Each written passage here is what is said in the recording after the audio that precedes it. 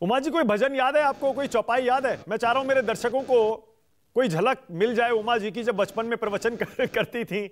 हाँ, बचपन में नहीं, हम अभी भी करते हैं, अभी भी बचपन ही है, लेकिन हम गाते हैं, खूब गुनगुनाते हैं, लेकिन हम नहीं गाने वाले, अभी हमारा मूड नहीं है, हम ऐसे नहीं गा पाते हैं कि दूसरे ने कहा आपने गाना चालू कर दिया। अच्छा ठीक है। अच्छा उमा जी, एक चीज और बताइए, आप प्रधानमंत्री मोदी को महायोगी कहती हैं, आपको भी लगता है कि जो वाजपेयी जी नहीं कर पाए अपने दम पर बीजेपी को पूर्ण बहुमत दिलाने का काम, वो मोदी जी ने कर दिखाया? कुछ तो अलग है मोदी जी में।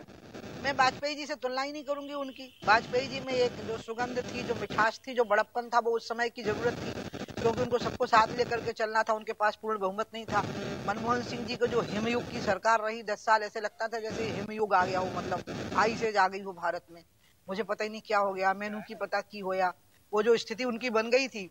उसके बाद मोदी जैसा जाज्वल्यमान व्यक्तित्व आया तो पूर्ण बहुमत प्राप्त हुआ। इसलिए आप तुलना मत करिए।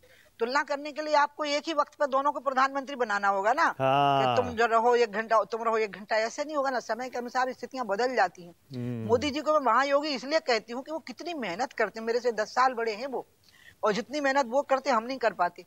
हमने उनका ज्ञान देखा साहब, आपको क्या पता जो ज्ञान हमने देखा। मैं उनके साथ कैबिनेट मिनिस्टर थी ना 5 साल, ऐसा कोई विषय नहीं था जिसका उनको ज्ञान ना हो।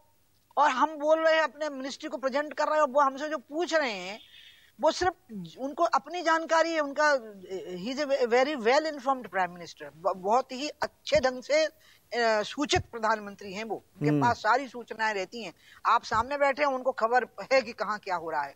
इसलिए मैं उनको बहुत विशिष्ट व्यक्ति मानती हूँ। और मैं चूंकि ऐसी बातें नहीं कर सकती ना जो कहें कि अरे आप ऐसी बातें करें। मुझे लगता है कि कुछ विशिष्ट व्यक्तियों को शक्तिपात करके इस भूमंडल पे भेजा जाता है आवश्यकता के अनुसार।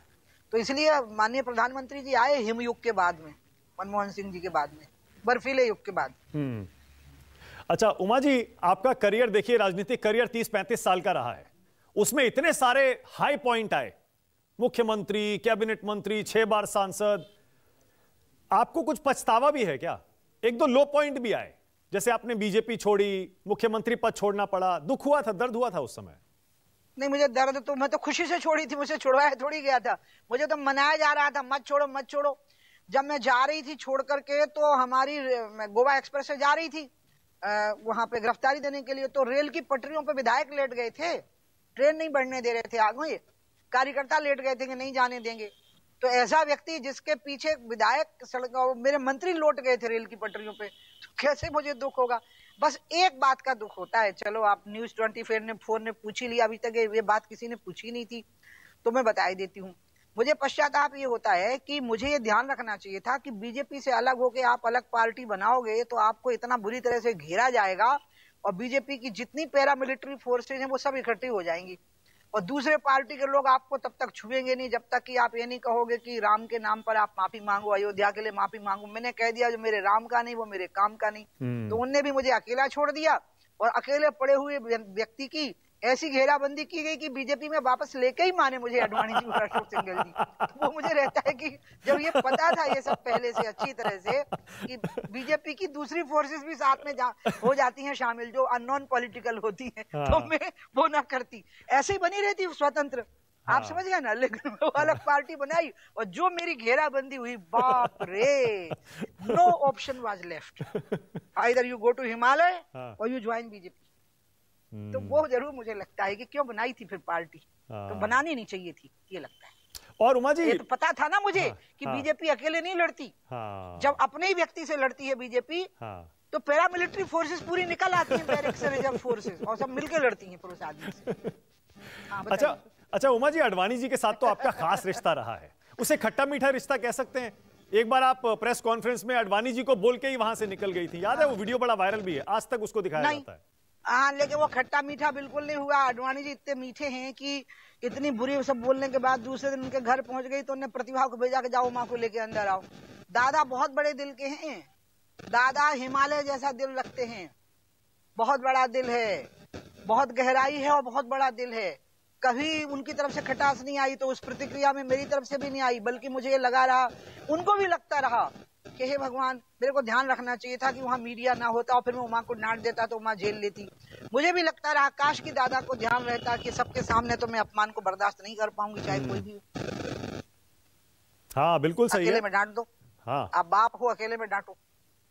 सबके सामने डांटोगे तो फिर आप नेता हो। तो डांटा था फिर उन्होंने अकेले में? बंद कर दो। अकेले में डांटा था फिर अडवाणी जी ने? अकेले में कभी नहीं डांटते, कभी नहीं। पता है क्या कहते थे उनका? हाँ। कभी कभी जो कहा वो मैं आपको कहूंगी तो आप आश्चर्य करोगे, वो डांट बहुत भारी लगती। उमा जी आप ऐसा करेंगी ये तो हम नहीं सोचते थे।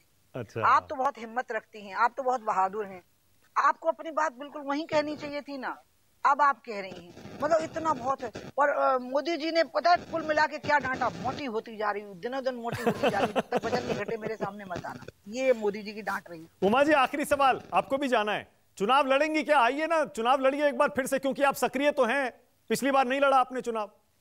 हमने तो 19 में कह दिया था ना हम लड़ेंगे। अब आप जगत प्रकाश नड्डा से किसी तरह से संपर्क करो प्लीज, मेरे राष्ट्रीय अध्यक्ष से। हाँ। सही में मुझे भी सुनना है कि वो मुझे लड़ा रहे हैं और कहाँ से लड़ा रहे हैं। मैं आपके द्वारा न्यूज़ 24 से ही सुनना चाहती हूँ। प्लीज कॉन्टेक्ट करिए जरा जगत जी से। बहुत धन्यवाद उमा जी, बहुत धन्यवाद, बहुत धन्यवाद न्यूज़ 24 से बातचीत करने के लिए, और हमारी शुभकामना आपके साथ। Thank you so much.